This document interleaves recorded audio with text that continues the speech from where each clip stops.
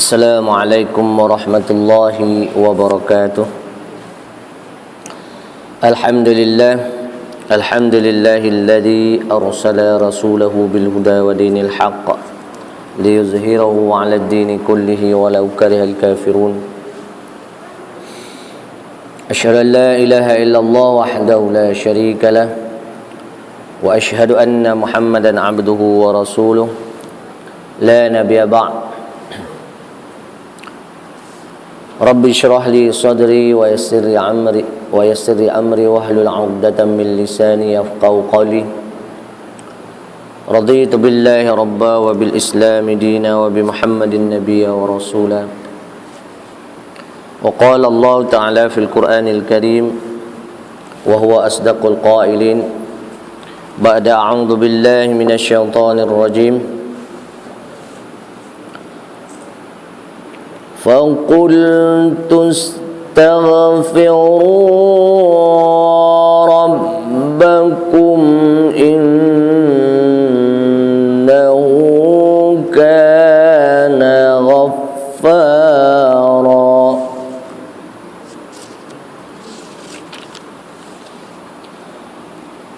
يُرْسِلِ السَّمَاءَ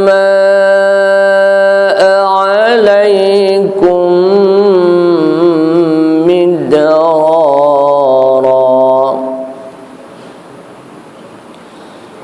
ويمددكم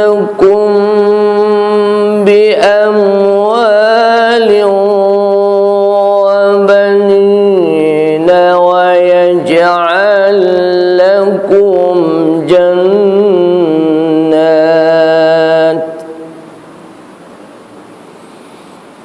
ويجعل لكم جنات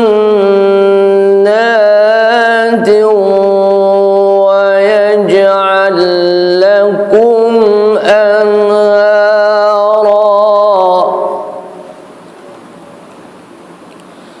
ما لكم لا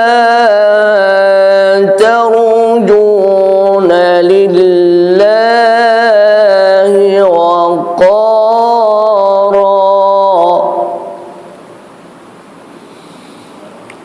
وقد خلقكم أطوارا صدق الله العظيم. Maka aku berkata kepada mereka, mohon ampunan kepada Tuhanmu, sungguh Dia Maha Pengampun. Niscaya Dia akan menurunkan hujan yang lebat dari langit kepadamu, dan Dia memperbanyak harta dan anak-anakmu, dan mengadakan kebun-kebun untukmu, dan mengadakan sungai-sungai untukmu. Mengapa kamu tidak takut akan kebesaran Allah? Dan sungguh Dia telah menciptakan kamu dalam beberapa tingkatan. Surat Al-Hud ayat 10 sampai dengan ayat 14. Alhamdulillah, tuan-tuan, kita bersyukur kepada Allah Subhanahu wa taala karena pada maghrib yang berbahagia ini Allah telah memberikan umur panjang kepada kita sehingga kita masih lagi boleh melaksanakan satu kewajiban yang Allah perintahkan kepada kita, yaitu melaksanakan solat secara, alhamdulillah kita boleh melaksanakannya secara berjamaah. Kemudian selawat dan salam kehadiran Nabi besar Muhammad sallallahu alaihi wasallam beserta para sahabatnya, yang mana baginda dan para sahabat memperjuangkan agama Allah Subhanahu wa taala tanpa meminta apapun balasan. Kadang-kadang tuan-tuan, kalau kita melihat kita sekarang, kita dengan Islamlah yang banyak membantu kita. Islamlah yang banyak memberikan kita penghargaan. Islamlah yang banyak memperbetulkan kita. Dengan Islamlah kita banyak mendapat faedah. Sebaliknya, apa yang kita berikan terhadap Islam, terhadap agama kita, kadang-kadang tuan-tuan, keikhlasan kita ini perlu dilihat. Kita lebih banyak mengambil daripada Islam, lebih banyak memanfaatkan Islam, lebih banyak menggunakan Islam demi kita, daripada kita berkorban demi Islam.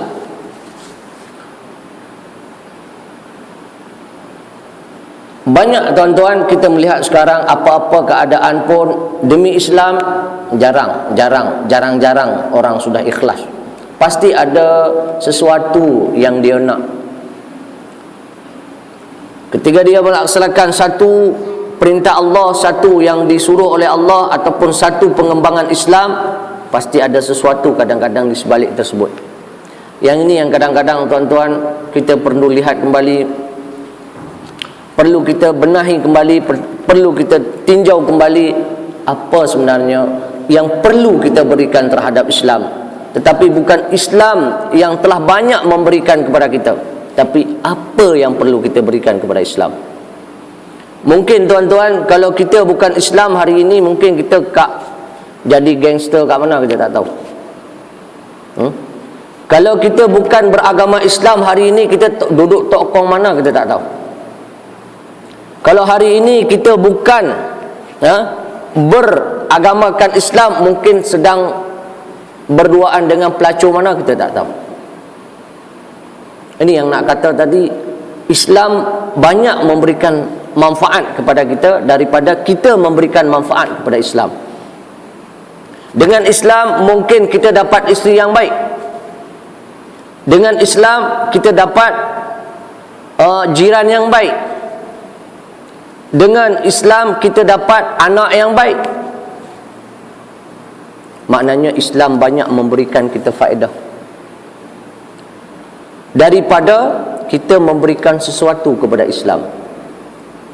Kalau kita lihat sahabat tuan-tuan, sahabat ni, kalau kita cari kubur sahabat di Mekah, Madinah tu hanya berapa ratus saja. Tapi kalau kita cari di luar, Masya Allah punya banyak tuan-tuan. Di Syria aja dekat 600-700 kubur para sahabat di sana. Tambah lagi di Mesir, Jordan dan sebagainya. Sampai ke Europe pun ada kubur daripada para sahabat. Ini menandakan bahawa pengorbanan yang mereka buat memang betul-betul nak mencari redha Allah Subhanahu Wa Taala, dan mereka banyak berbuat terhadap Islam, tapi bukan banyak mengambil keuntungan daripada Islam. Baik, ini yang pertama. Sebab tu tuan-tuan, kadang-kadang kita kena melihat diri kita, berapa banyak sudah kita berikan pengorbanan kita terhadap Islam. Sama ada dengan masa, wang ringgit, keikhlasan kita, berapa banyak sudah kita melaksanakan ataupun memberikan pengorbanan kita terhadap Islam. Kemudian selanjutnya tuan-tuan, kita baru-baru ini sudah melalui 1 tahun, di mana tahun tersebut banyak kisah-kisah luka ataupun kisah-kisah yang menyayat hati.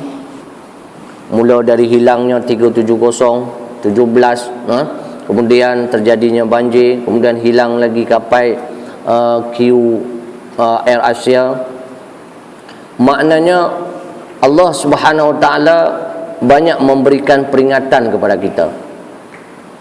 Mungkin tuan-tuan, kalau seandainya perkara-perkara ini Allah Subhanahu Wa Taala tidak memberikan kepada kita, mungkin kita tak tahu penyambutan hari tahun baru kita, mungkin kita tak tahu jadi macam mana. Sebab kenapa? Kita kena sedar sekarang bahawa umat Islam ini sudah ditipu, sudah diperdaya oleh orang-orang Kristian, orang-orang Yahudi dan sebagainya. Tidak sepatutnya pokok Christmas ataupun batang Christmas ataupun pohon Christmas dibuat termahal di dunia, 11 juta dolar itu di negara Emirat Arab Bersatu. 11 juta dolar tuan-tuan. Dibuat di mana? Di negara Emirat Arab Bersatu yang 99% Muslim. Penduduk Muslim, kerajaan Muslim, orang Muslim. Allah berikan apa kemudahan. Nak bagi senang orang Kristian pergi ke sana, dia buat Christmas. Ya, pokok Christmas tu paling termahal di dunia. 11 juta US dollar. Apa digantung? Permata-permata, intan-intan tak apa gantung dalam pokok tersebut. Siapa yang buat? Kerajaan Islam. Ini tuan-tuan, kadang-kadang Allah memberikan di ujung-ujung tahun, Desember ni banyak kadang-kadang musibah ataupun bala-bala yang Allah berikan kepada umat Islam. Sebenarnya mungkin Allah nak hindarkan kita dari satu perkara yang teruk seperti ini. Dan kajian menyatakan di negara Emirat Bersatu, orang yang paling banyak membeli pakaian-pakaian untuk menyambut hari Kristian tu ataupun hari tahun baru tu, itu orang Islam. Orang Islam, tuan-tuan. Sedih kita kadang-kadang melihat 11 juta, tuan-tuan. Kalau dia bagi kat kita ni, kita beli cendol 10 tahun tak habis, tuan-tuan. 11 juta ni dia bagi 11 juta US dollar, bukan 11 juta ringgit Malaysia. 11 juta dekat, maknanya dekat 40,000. 40,000 juta duit Malaysia lah. Kalau kita beli cendol kita bagi kat satu Pulau Pinang, 10 tahun tak habis kot. Tak habis lagi. Tu kalau kita beli cendol. Kalau kita beli nasi lemak, satu Pulau Pinang ni bolehlah dekat 10 tahun tak payah beli, free nasi lemak. Inilah keadaan umat kita sekarang. Keadaan umat Islam sekarang diperbodoh oleh orang-orang yang beragama Kristian. Mereka ke sana nak melancong, mereka pun tak dapat perkhidmatan ini di negara mereka. Mereka tak dapat perkhidmatan ini, kemudahan yang diberikan untuk menyambut Christmas, untuk menyambut tahun baru. Di negara mereka pun mereka tak dapat seperti ini. Masya Allah, tuan-tuan. Sedih kita, tuan-tuan. Sedangkan pada masa yang sama, berapa banyak umat Islam di negara-negara seperti Syria perlu bantuan, perlu makan, tuan-tuan. Sebab tu mungkin sesuatu yang Allah berikan kepada negara kita baru-baru ini mungkin Allah nak hindarkan kita dari perkara yang lebih teruk. Kalau seandainya mungkin Allah tak berikan perkara seperti ini, mungkin kita tak tahu apalah jadi, apalah akan terjadi. Saya kadang-kadang sempat juga sembang-sembang dengan kawan-kawan. Kalau sudah saja Christmas, sudah saja masuk tahun baru, tunggulah 6 bulan, 7 bulan, 8 bulan, 9 bulan ke depan, maka bayi-bayi akan banyak lagi di tepi-tepi jalan. Sebab kenapa? Proses dia ujung tahun.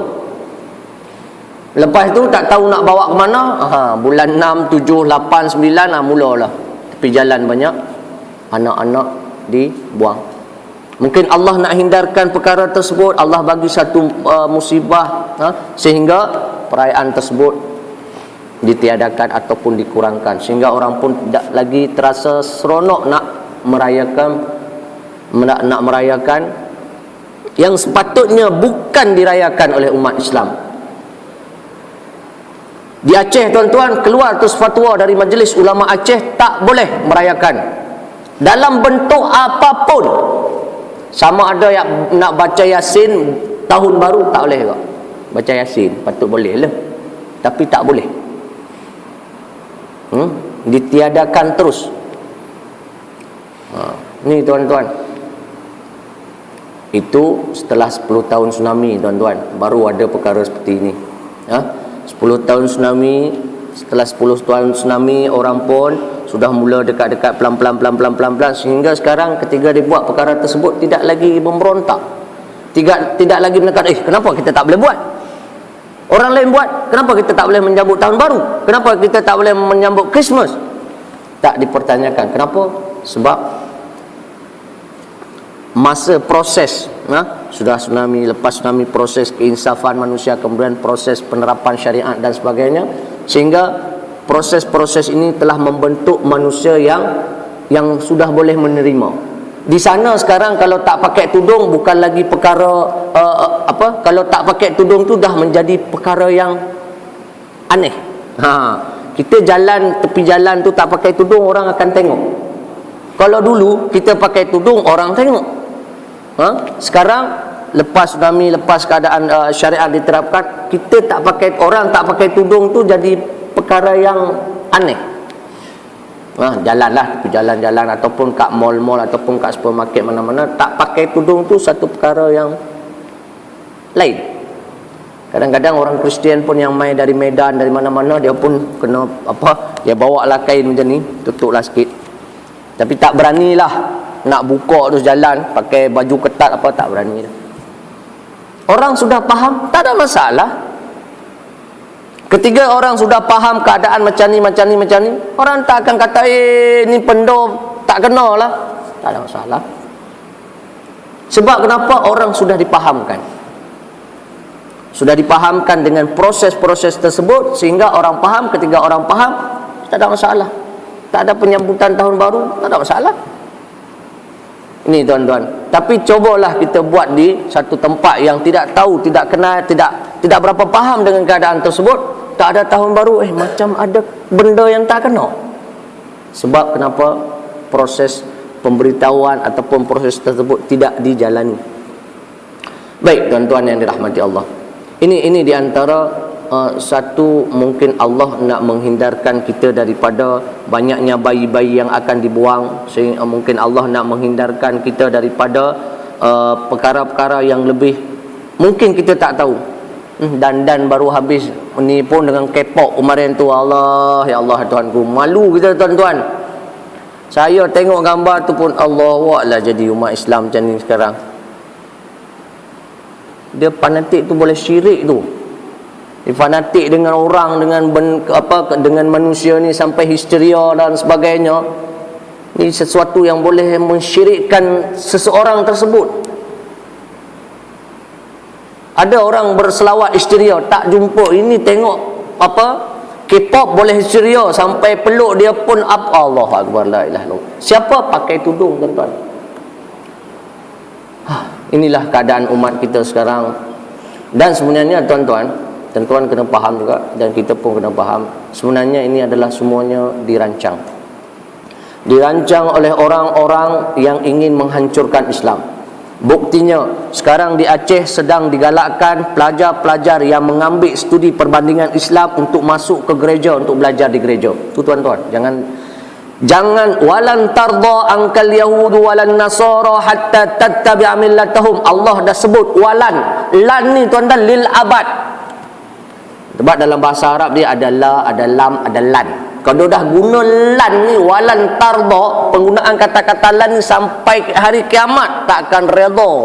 Orang Yahudi, Nasara tak akan redha. Walan. Kalau kita kata aku tak nak pergi ke rumah dia, kita kena sebut walan azhab ila baituhu. Contoh dalam bahasa Arab. Itu maknanya kita sampai mati pun tak pergi rumah dia. Tapi kalau kita kata wala azhab ila baituhu, saya tak pergi ke rumah dia, itu kemungkinan satu saat kita akan pergi.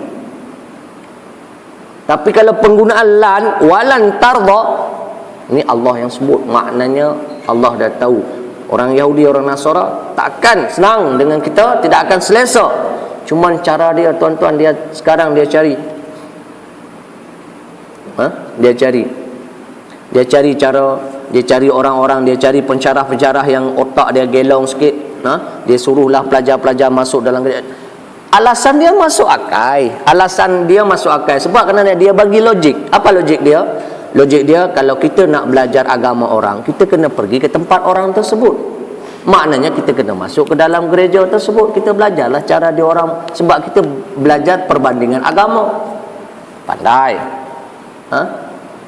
Tapi tidak semestinya kita kena masuk ke dalam gereja, mendengar ceramah ataupun mendengar pidato daripada pendeta. Tidak semestinya dengan pakai tudung pula tu.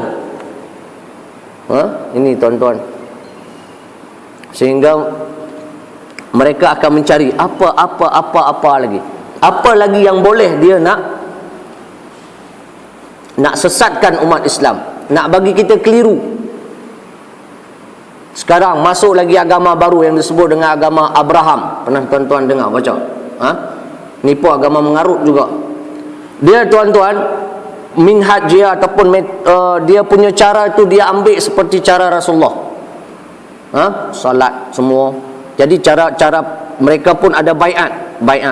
Kalau kita makin ditekan, semakin kuatlah iman kita. Kenapa? Sebab para sahabat dulu masa berjuang, mula-mula kena tekan, mula-mula kena usir, mula-mula kena azab, mula-mula kena seksa. Maka kita pun kalau diseksa oleh kerajaan mana-mana pun kita kena tetap dalam millah Abraham ni. Yang diambil orang-orang pandai untuk dia punya pemimpin. Yang lain jenis-jenis tak tahu apa, kena baiat pula, kena train pula dengan mereka, dan entah macam mana dia bagi racun apa pun kita tak tahu. Sanggup mati tuan-tuan. Sanggup mati. Baru-baru ni dekat setahun yang lalu di Indonesia tu pernah sampai berperang dengan orang kampung. Sanggup mati nak mempertahankan agama dia tu. Ya Allah, seolah-olah mereka tu mati seperti para sahabat. Tu begitu tuan-tuan, kita sekarang tak berjaya melalui media, tak berjaya melalui benda-benda seperti pemikiran-pemikiran, tapi dibawa sekarang lagi satu melalui agama. Oh, Yahudi ni tuan-tuan, memang dia punya program tu siap. Tak berjaya dengan ni, dia buat macam ni. Tak berjaya ni, step dia dah siap dah. Kita defend yang ni, kalah yang ni, kita tahu oh ini dah salah. Dulu masa saya belajar di Mesir, sampai Syekh Azhar mengatakan bahawa Syiah ni bolehlah dikatakan di antara 16 mazhab, walaupun kita tak akui dia sebagai mazhab.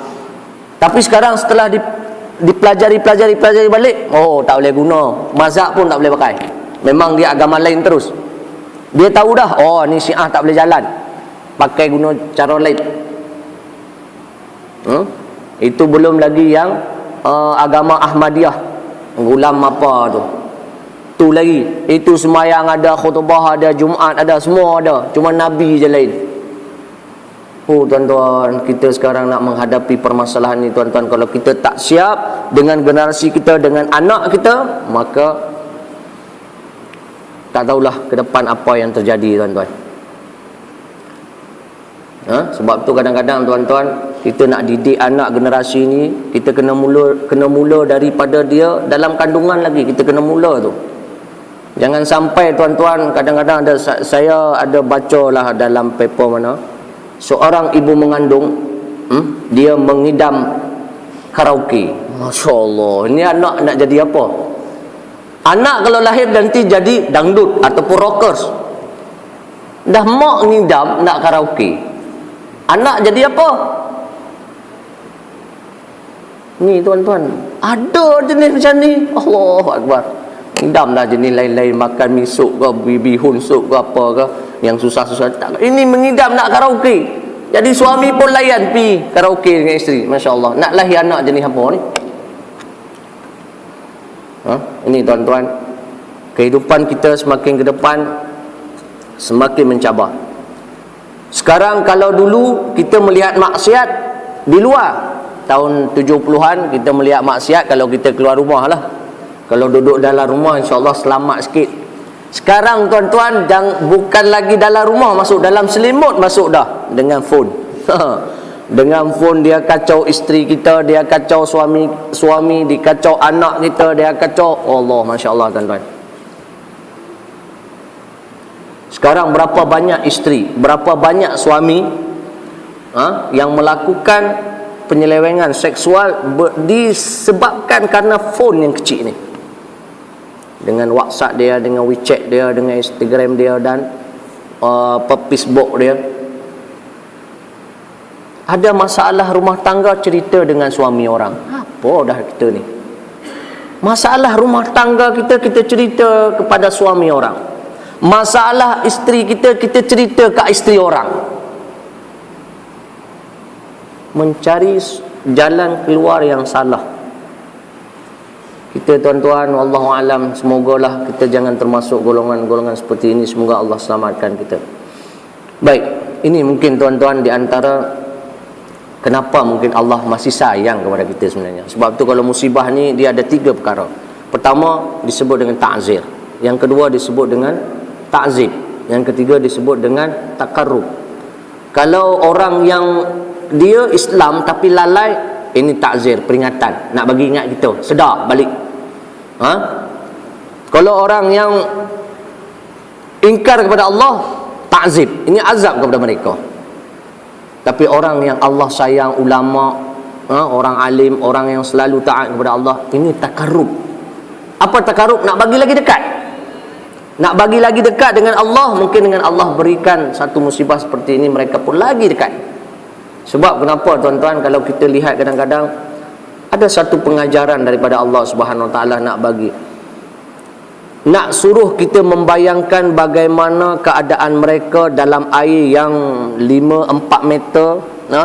Mereka duduk di atas bumbung tanpa ada lampu, tanpa ada elektrik, tanpa ada, tak tahu bila ada makanan, tanpa tahu bila banjir ini akan surut. Ini sebenarnya tuan-tuan sama seperti keadaan kita nak masuk kubur. Kita dalam kubur, kita tak tahu, ya Allah bila ni aku nak keluar dari kubur ni. Kita tak tahu. Ya Allah bila datang bantuan pun kita tak tahu. Berseorangan tuan-tuan. Tapi bezanya orang yang Allah berikan musibah seperti saudara-saudara kita di Kelantan, Terengganu dan sebagainya ini, mereka masih lagi boleh beribadah, boleh lagi taat kepada Allah, boleh lagi berzikir. Tapi kalau kita dah masuk kubur keadaan seperti ini tuan-tuan, berseorangan, tak boleh buat apa dah. Seperti Allah sebutkan dalam surat As-Sajdah, walau tara idzil mujrimuna nakisu ru'usihim inda rabbihim rabbana absarna wa sami'na, wahai Tuhan kami, kami dah tengok, dah lihat, dah dengar ni, farji'na na'mal salihan, kembalikan ya Allah, kami nak buat amalan soleh. Tak guna dah, habis dah. 3 jasad dah dipisah oleh Allah daripada badan, maka terputuslah amalan. Walaupun kita nak kembali, tak boleh kembali dah. Baik, tuan-tuan yang dirahmati oleh Allah Subhanahu Wa Taala, inilah sedikit penjelasan tentang mungkin Allah berikan peringatan kita, pandai-pandailah kita mencari kebaikan di sebalik apa yang Allah berikan. Karena kenapa? Apabila kita berprasangka baik kepada Allah, maka Allah akan memberikan kita satu kelebihan yang lebih hebat. Mungkin kita tidak tahu sekarang, nanti suatu saat baru kita tahu. Siapa tahu ketika tsunami melanda Aceh apa yang Allah nak berikan? Tak ada orang tahu. Tapi sekarang ternyata setelah 10 tahun kita baru tahu. Oh alhamdulillah. Ternyata proses pembersihan itu kadang-kadang perlu mengorbankan nyawa-nyawa. Perlu mengorbankan nyawa-nyawa manusia, perlu mengorbankan harta benda. Sehingga sekarang ketika dilaksanakan hukum hudud dan sebagainya, orang tak protes dah, orang tak lawan dah. Inilah mungkin kadang-kadang Allah nak beri tunjuk kita satu perkara yang baik, mungkin dengan satu musibah yang Allah berikan. Bila kita tahu, mungkin 5 tahun yang akan datang, 10 tahun yang akan datang, mungkin 15 tahun yang akan datang, wallahu a'lam. Apapun cerita, marilah sama-sama kita mendoakan semoga apa yang Allah berikan itu adalah untuk memberikan yang terbaik kepada kita, insya-Allah. Baik. Pada hari ini kita akan mula membacakan kitab kita.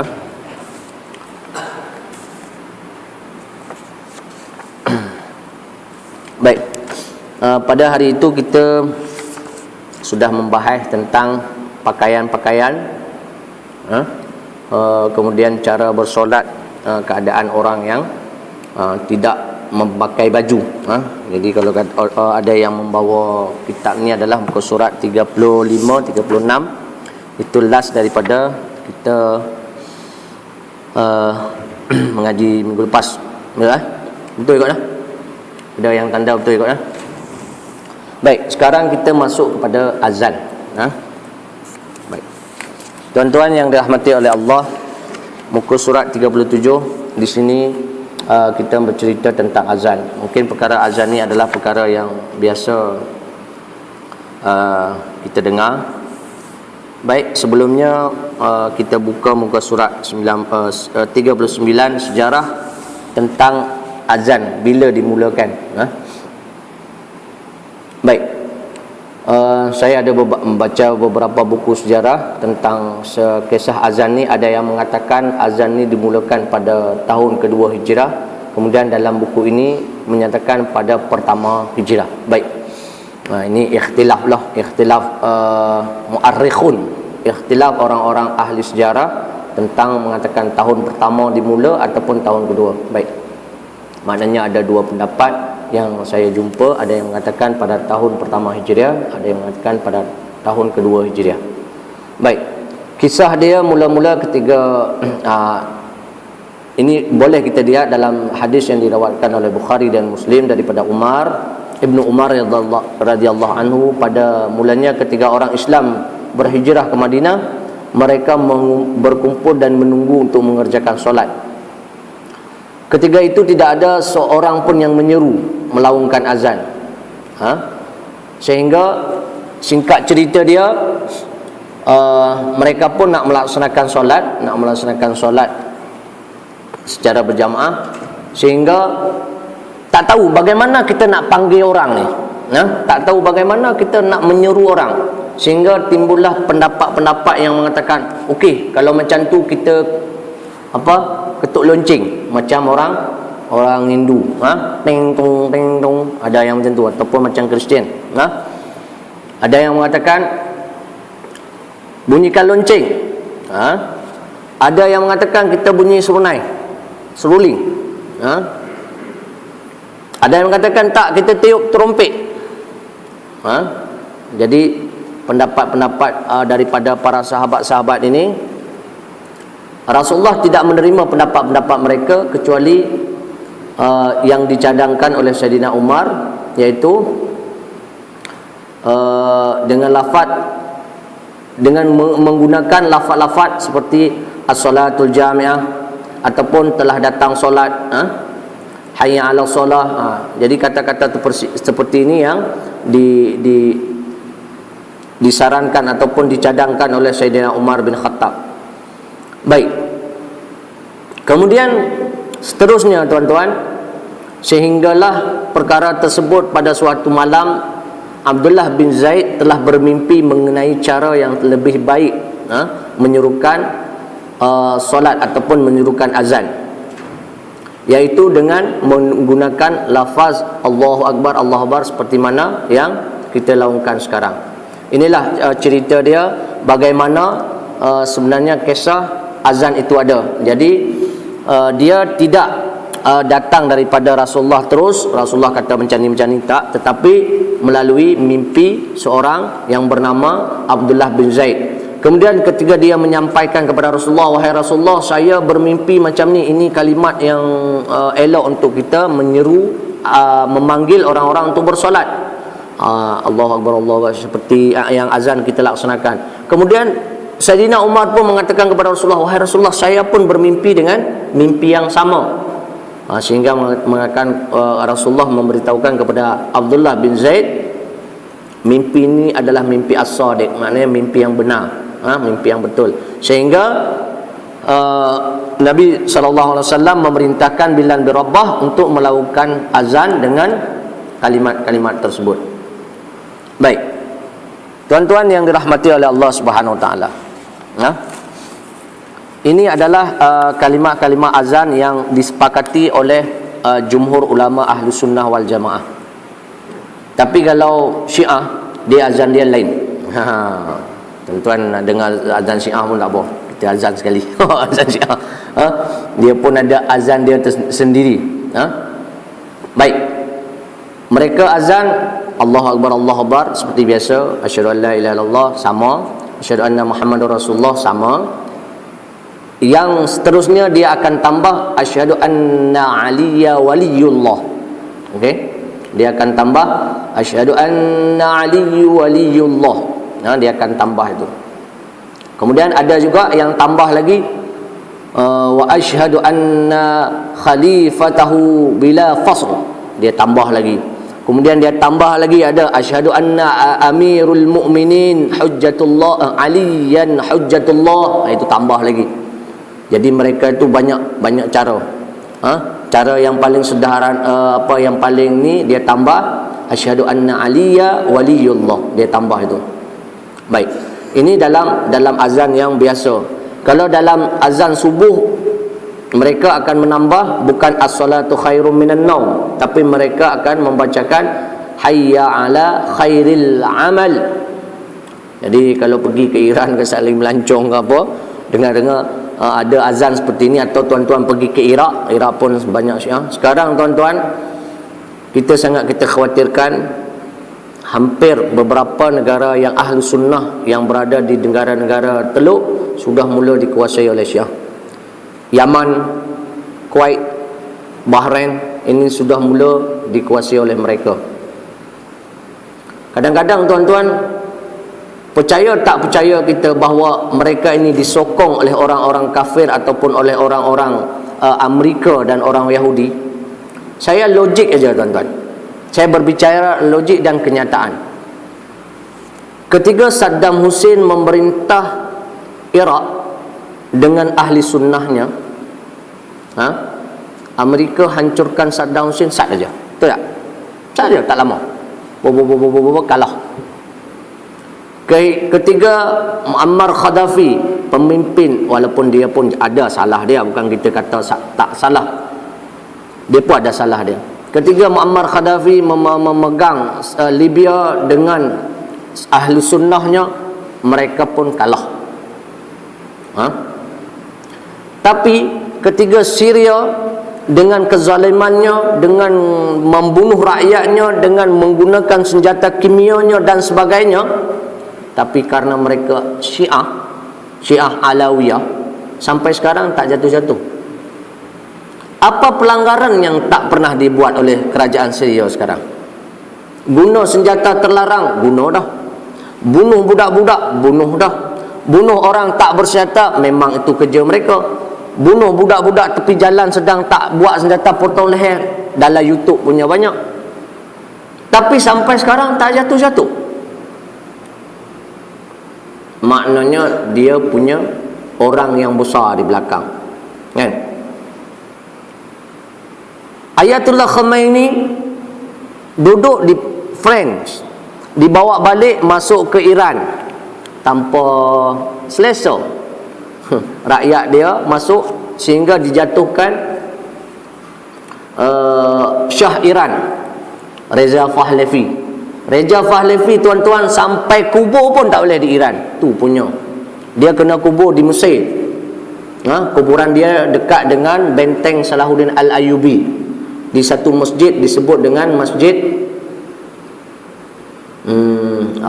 masjid ni apa pula nama dia, dekat dengan masjid 4 mazhab. Sana ada 4 mazhab masjid. Jadi ada kalau pergi di sana dekat benteng Salahuddin Al-Ayyubi ataupun di bawah tu ada satu masjid 4 mazhab. Dalam masjid tu nanti mazhab Imam Syafi'i dulu, sekarang dah tak buat dah. Dulu mazhab Malik buat kelas mengaji, mazhab Ahmad bin Hanbal buat mengaji, kelas 4 mazhab ada tempat masing-masing. Contoh masjid macam ni, dia ada ruang macam ni, kat ni tepi ni satu, ada ruang seperti itu, seperti ni, kat tepi tu satu, sana satu, sana satu. Itu sebut dengan masjid 4 mazhab. Baik. Di situ tuan-tuan dekat tu ada satu masjid, lupa saya nama masjid tu. Di situ dikuburkan Reza Pahlavi. Kenapa? Karena tak boleh dikuburkan di Iran. Yang membunuh Anwar Sadat dikuburkan di Iran. Tu dia punya ni. Baik. Kita kembali kepada azan mereka. Baik, azan mereka akan mengatakan kalau subuh hayya 'alal khairil amal, kalau kita as-salatu khairum minan naum, itu dia ganti. Kemudian masa qomat pun dia akan qomat 2 kali. Kalau kita Allahu akbar Allahu akbar syada la ilaha illallah, mereka tak, mereka akan buat Allahu akbar Allahu akbar Allahu akbar Allahu akbar. Dia akan dua sama seperti azan. Ini cara pelaksanaan azan orang-orang puak-puak Syiah. Dan mereka pun nanti pada qamat pun mereka akan sebut hayya ala khairil amal. Juga mereka akan menyebutkan perkara-perkara tersebut. Okey, ini kenapa? Sebab kita takut tuan-tuan. Sekarang tuan-tuan mungkin melancong ke Indonesia. Indonesia sekarang ada beberapa kawasan sudah dikuasai oleh puak Syiah. Kerajaan Indonesia tak sekuat kerajaan Malaysia. Kerajaan Malaysia boleh buat satu undang-undang haramkan mereka. Kerajaan Indonesia tak berdaya. Sebab kenapa? Rakyat Indonesia terlalu banyak. Kalau nak larang tu dekat, contohlah 10% saja dari penduduk Indonesia dah mengikut ajaran tersebut, maknanya penduduk Indonesia sekarang dah dekat, dah mencapai, dah mencecah kepada 300 juta. Maknanya 30 juta kalau 10% saja sudah ikut ajaran tersebut, maknanya 30 juta. Nak halau 30 juta nak bagi letak kat mana? Itu sebab tu kerajaan Indonesia tak sekuat kerajaan Malaysia dalam menangani permasalahan tersebut. Alhamdulillah kita masih dalam keadaan boleh menjaga, walaupun memang dalam satu perkara memang kena ada orang yang terkorbankan. Kena ada orang yang terkorbankan. Dalam apapun keputusan memang kena ada orang yang dikorbankan. Itulah kebijakan ataupun satu keputusan yang perlu diambil. Baik. Ini tuan-tuan di antara kesalahan-kesalahan dalam azan orang puak-puak Syiah. Baik. Sekarang kita kembali kepada azan kita. Baik. Tadi kita dah cerita bagaimana asal muasal dia, maksudnya bagaimana sejarah daripada azan. Kemudian kalau kita melihat makna ataupun takrif daripada azan adalah pemberitahuan ataupun pengumuman, sebagaimana Allah sebutkan di dalam surat At-Taubah ayat 3, wa azanum minallahi wa rasulihi ilan nasi yaumal hajjil akbar annallaha bari'um minal musyrikin wa rusuluh. Maksudnya, dan inilah pengisytiharan daripada Allah dan Rasulnya kepada umat manusia. Maknanya di sini wa azanun, azan ini bermakna adalah pengisytiharan ataupun pengumuman. Kemudian makna yang kedua daripada azan adalah dengan azan bermakna pemberitahuan. Sebagaimana Allah sebutkan di dalam surat Al-Anbiya ayat 109, fa in tawallaw faqul adzantukum ala sawa. Sekiranya mereka berpaling ingkar, maka katakanlah aku telah memberitahukan. Maksudnya sini pemberitahuan. Ini secara istilah lughawi ataupun makna secara bahasa. Adapun secara istilah, azan dari sudut istilah adalah suatu gabungan perkataan tertentu untuk menandakan masuknya waktu solat fardu. Yang ini yang disebut dengan azan. Baik. Sekarang hukum azan. Hukum azan yang pertama adalah fardu kifayah. Kepada jemaah lelaki yang hendak mendirikan solat 5 waktu dan juga solat Jumaat, ini dia adalah fardu kifayah. Maknanya solat azan pada solat Jumaat ini adalah fardu kifayah. Adapun pada solat-solat lain adalah sunat. Adapun pada solat-solat lain adalah sunat. Seperti solat hari raya dan solat-solat lain adalah sunat. Baik. Kemudian hukum yang kedua adalah sunat bagi lelaki yang menunaikan solat fardu bersendirian ataupun secara qada. Kemudian yang ketiga adalah makruh. Makruh bagi perempuan melaungkan azan sama ada ketika bersolat bersendirian atau dalam jemaah perempuan. Ini makruh. Tapi menurut mazhab Imam Syafi'i boleh melaungkan iqamat saja. Maknanya qamat sajalah, tak perlu azan.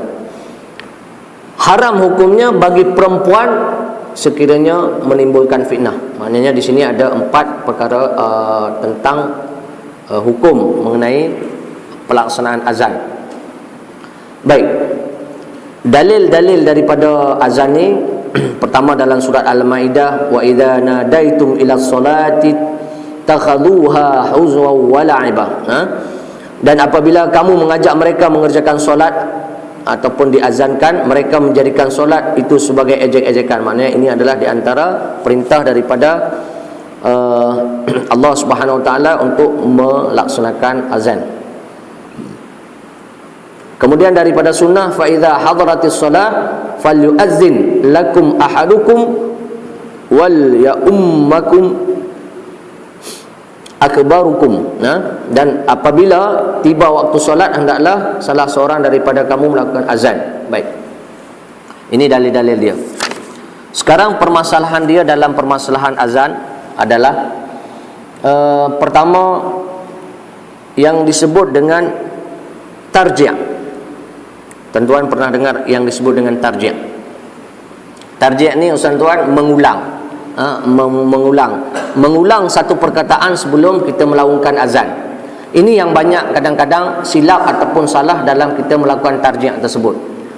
Tarji' itu hanya ada kepada kalimat asyhadu an la ilaha illallah wa asyhadu anna muhammadar rasulullah. Itu saja yang ada. Jadi tuan-tuan jangan tarji' Allahu akbar, Allahu akbar, Allahu akbar, Allahu akbar. Tak perlu tarji' di situ.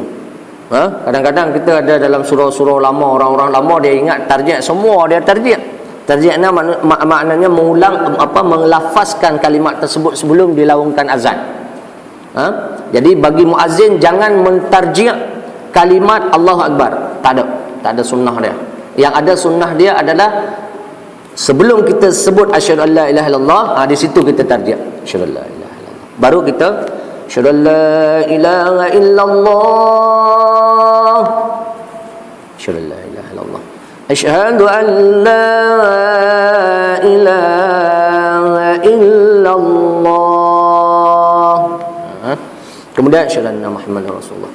Asyhadu anna muhammadar rasulullah. Kemudian lagi kita tarji' lagi asyhadu anna muhammadar rasulullah. Hayya 'alas shalah jangan tarji'. Ini kita solah pun tarji'. Hayya 'alas shalah, hayya 'alas shalah. Baru hayya 'alas shalah. Salah tu. Tidak ada nas yang mengatakan tarji' kepada hayya 'alas shalah. Hayya 'alal falah pun tak ada. Yang ada tarji' dua tu saja. Asyhadu an la ilaha illallah, asyhadu anna muhammadar rasulullah. Masa kita azan.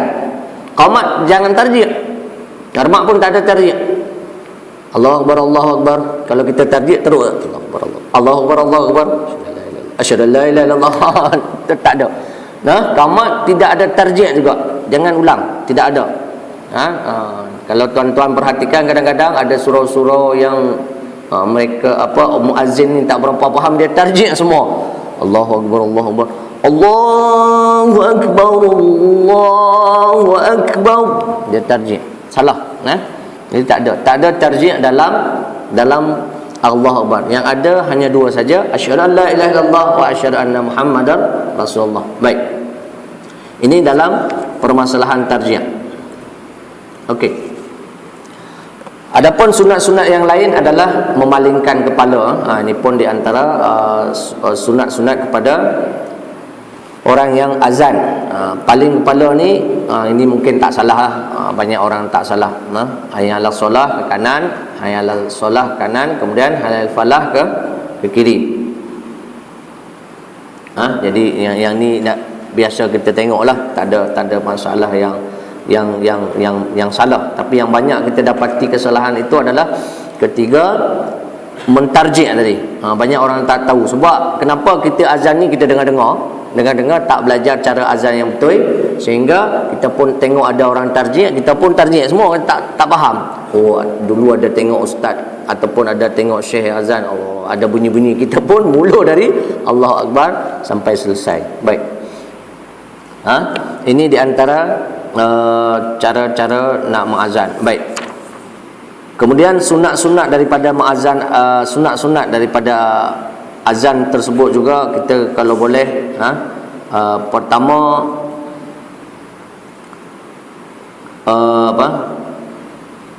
masuk waktu.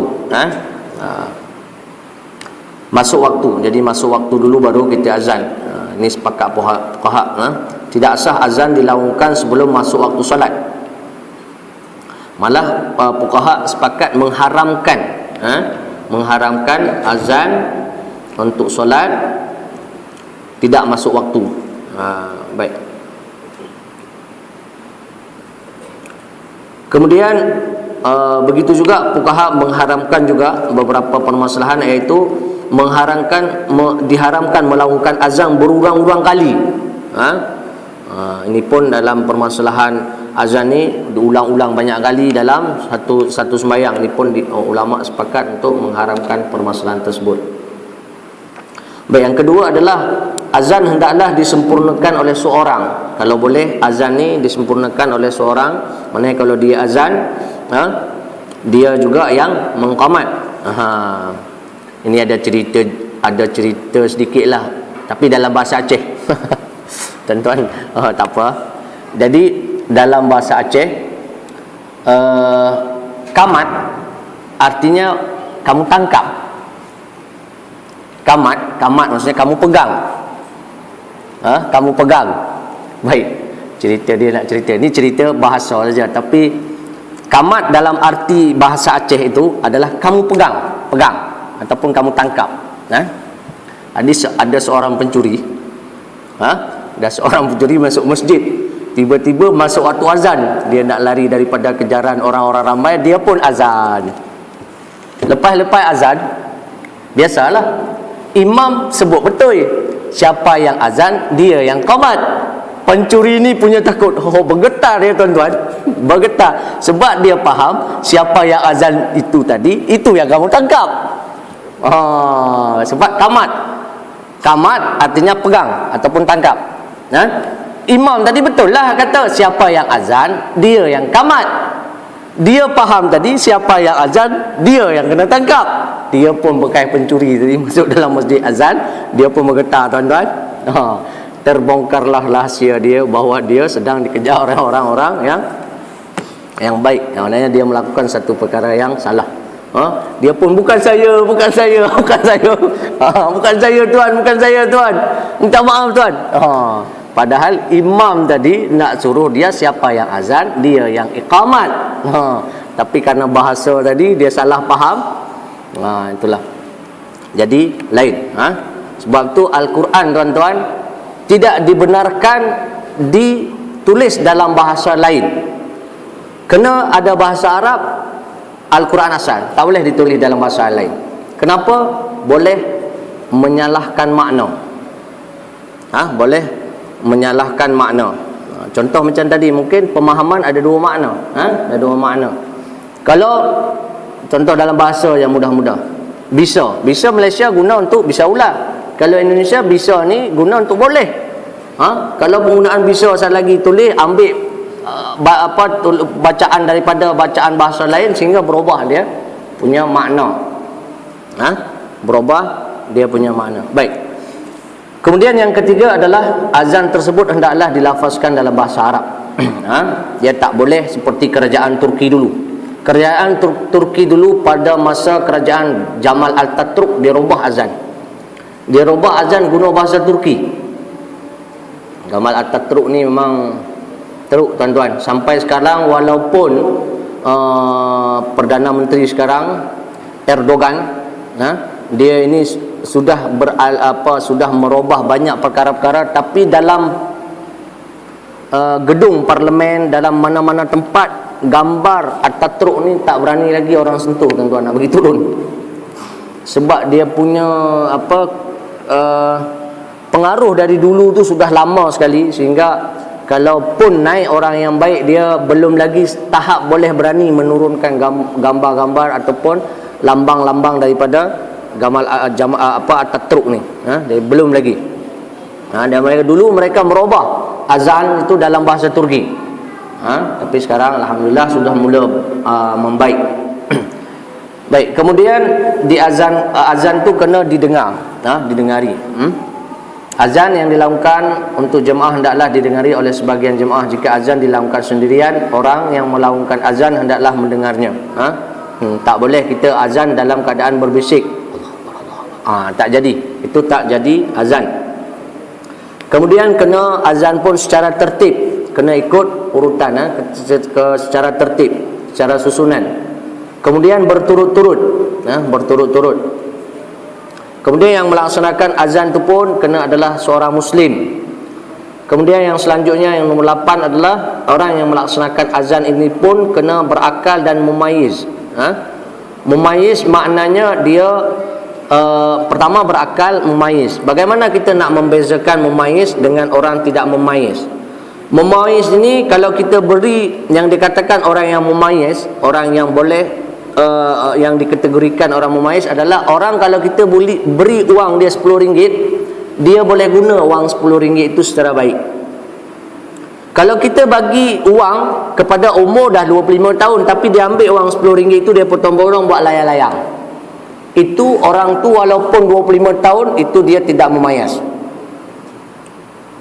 Walaupun dia tahu ini, dia tahu ni makan ni tahu, tapi bagi duit uang RM50 dia buat layang-layang, ataupun dia potong-potong, dia gunting-gunting, dia bakar. Ini ghairu mumayyiz. Maknanya kepada orang seperti ini pun tidak boleh melaksanakan azan. Itu cara kita nak kata bagaimana mumayyiz, yang disebut dengan mumayyiz. Dia boleh membezakan nilai RM10, nilai RM20, dia boleh membezakan. Ini orang-orang yang disebut dengan mumayyiz. Walaupun dia belum balik, walaupun dia belum balik, tapi mumayyiz itu tak boleh. Begitu juga dengan imam. Imam belum balik boleh jadi imam selama dia mumayyiz, dia boleh membezakan. Tapi kalau tak boleh membezakan, tak boleh. Tapi kalau orang kita sini, budak-budak kita risau juga nak suruh imam. Sebab kenapa? Sunat ke belum sunat? Tak sama dengan orang Arab. Orang Arab lahir-lahir 2 bulan tak sampai 2 hari dah sunat dah. Kita sunat umur kadang-kadang 15 tahun. Itu kita masalah kita kadang-kadang. Tak berani, tahun ni tak berani, tahun depan tak berani. Umur 13 tahun baru nak sunat. Yang tu kadang-kadang beberapa surau tidak memberikan budak-budak ataupun anak-anak kecil ini duduk di saf depan. Kenapa? Karena dia belum sunat. Sebab kenapa tak sunat ni? Sunat ni mungkin membawa lagi najasah di ujung kemaluan tersebut. Bukan pasal dia memutuskan saf karena dia, tapi karena membawa najasah tadi itu boleh memutuskan saf. Sebab tu kalau yang dah sunat tak apa. Tuan-tuan ada anak dah sunat, bubuh di tepi tak apa. Itu tidak lagi memutuskan saf. Tapi jangan budak-budak main. Anak sunat umur 2 hari, tapi dia masih umur 1.5 tahun. Saat dia berdiri, saat dia lari, itu jangan jugalah. Itu pun boleh juga memutuskan saf kepada jamaah yang lain. Baik. Kemudian yang selanjutnya adalah lelaki. Lelaki pun adalah salah satu syarat kepada melaksanakan azan. Kemudian di antara sunat-sunat yang lain adalah suci, menghadap kiblat. Kalau boleh yang merdu suara. Kemudian yang suara dia nyaring.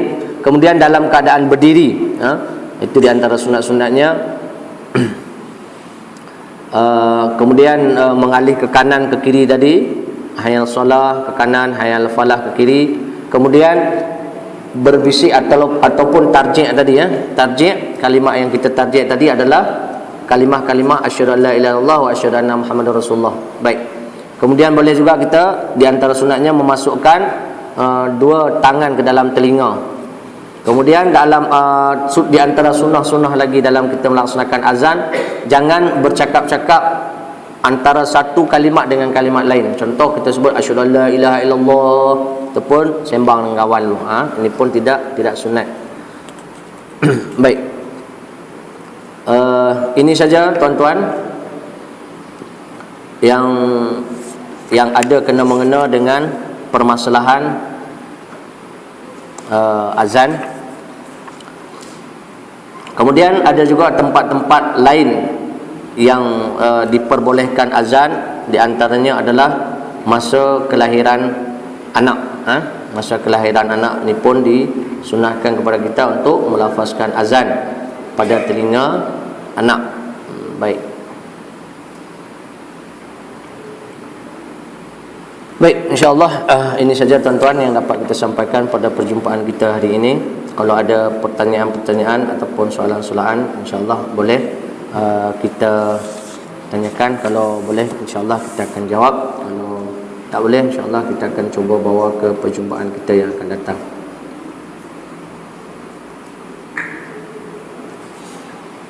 Baik, ada persoalan?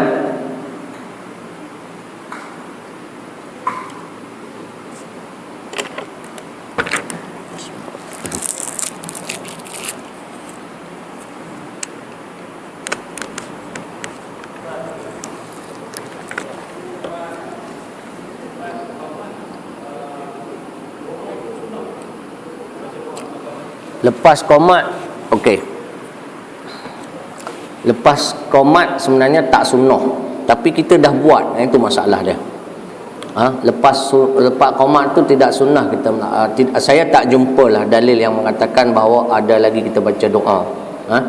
Cuma kita dah buat, itu masalah dia. Kalau kita lihat daripada hadis ataupun dalil-dalil yang ada, doa itu adalah selepas azan. Adapun selepas qomat itu tidak ada. Sekarang permasalahan dia, kita sudah melaksanakan itu. Sudah kita buat perkara tersebut dari turun-temurun. Itu masalah dia. Saya pun tak berani nak kata, tapi secara dalil saya tak jumpa. Secara dalil saya tak jumpa bahawa ada baca doa lepas qomat. Tak jumpa. Tapi lepas azan ada. Ustaz buat, saya pun kadang buat juga. Sebab kenapa? Saya kadang-kadang menghindari satu perkara-perkara yang kita tak maulah, ini ustaz ni Wahabi ni. Kadang-kadang orang kita ni suka memfonis ataupun suka mengatakan kepada satu perkara yang kita tak buat macam mereka buat. Mereka kata ni ustaz Wahabi ni. Yang tu yang kita nak jaga ketenteraman orang. Bagi saya lebih utama. Walaupun mungkin kita angkat tak baca apa-apa pun tak apa, tak angkat je. Tapi kalau secara dalil saya tak jumpa. Secara dalil tak ada. Kalau kita dah sepakat di sini, dah faham semua, tak payah buat lah. Tapi kalau kita misalnya, Ustaz tak boleh lah, kami dah buat sat lagi, itu pulanglah kepada tuan-tuan. Tapi secara dalil saya tak jumpa. Mungkin kalau tuan-tuan ada menjumpai dalil, tak apa, kita kongsikan. Tapi saya dah cari, dah cuba cari doa setelah iqamat tu saya tak jumpa dalil. Baik. Okey. Tapi lepas azan ada, lepas azan ada. Baik. Ada lagi?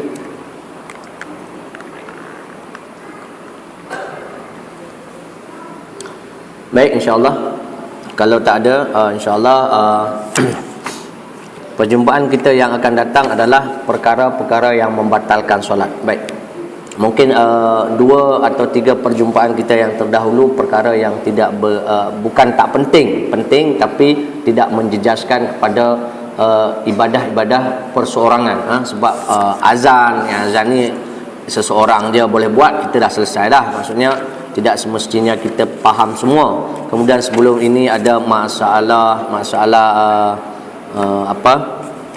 pakaian aurat dan sebagainya. Ini pun sudah kita, insya-Allah dalam perjumpaan kita yang akan datang kita akan membahas tentang apa perkara-perkara yang membatalkan kepada solat.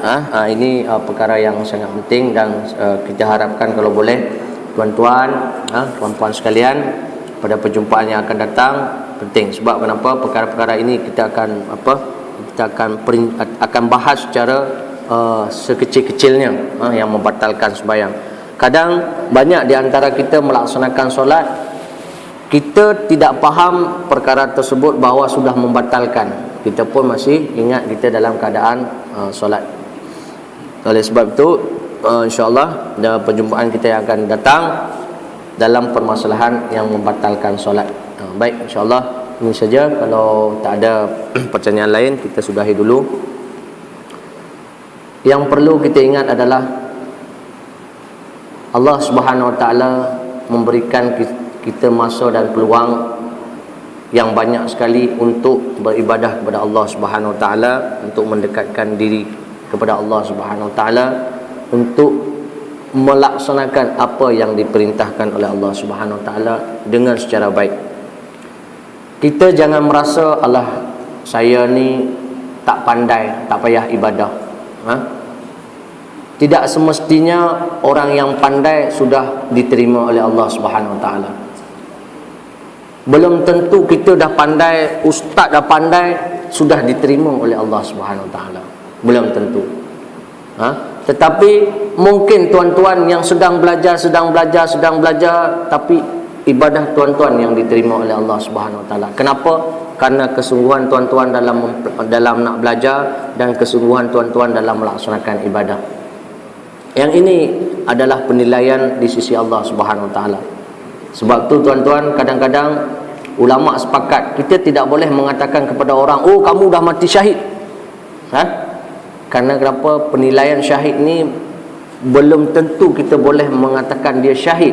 Boleh kita katakan semoga dia menjadi orang yang mati syahid.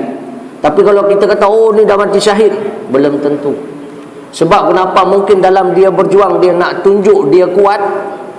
Dalam hadis Rasulullah, kalau kamu tunjuk, kamu menunjukkan diri kamu bahawa kamu kuat untuk berjuang, maka kamu belum mati syahid. Padahal tu berperangan dalam peperangan bersama Rasulullah. Tapi kamu nak tunjuk kamu kuat, oh saya ni kuat, belum tentu kamu mati syahid. Itu dalam peperangan bersama Rasulullah.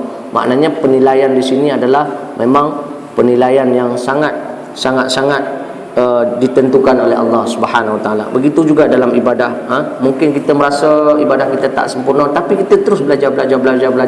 Insya-Allah mungkin inilah peluang yang Allah berikan kepada kita untuk menyempurnakan ibadah kita kepadanya, insya-Allah. Baik, a'udzubillahi minasyaitonirrajim. Bismillahirrahmanirrahim. Alhamdulillahirabbil alamin wassalatu wassalamu ala asyrafil anbiya'i wal mursalin wa ala alihi washabbihi ajma'in. Allahumma ighfir lana dhunubana wa liwalidayna warhamhuma kama rabbayana shaghira wa lijaddatina wa liustadina wa limuallimina wa lijami'il muslimina wal muslimat wal mu'minina wal mu'minat al ahya'i minhum wal amwat innaka ala kulli syai'in qadir. Allahumma faqqihna fid din wa 'allimna ma nasina ya rabbal alamin. Allahumma nawwir qulubana binuril huda, Allahumma nawwir qulubana binuril taqwa, Allahumma nawwir qulubana binuril iman bi rahmatika ya arhamar rahimin. Ya Allah, ya Tuhan kami, ampunkanlah dosa kami ya Allah, dosa-dosa kedua orang tua kami, dosa-dosa isteri kami, dosa-dosa anak kami, dosa-dosa keluarga-keluarga kami, dosa-dosa jiran kami, dosa-dosa kaum muslimin dan kaum muslimat. Ya Allah, ya Tuhan kami, berikanlah hidayah kepada orang-orang yang memusuhi kami ya Allah. Ya Allah, berikanlah hidayah kepada orang-orang yang membenci kami ya Allah. Ya Allah, ya Tuhan kami, berikanlah hidayah kepada orang-orang yang tidak menyukai kami ya Allah.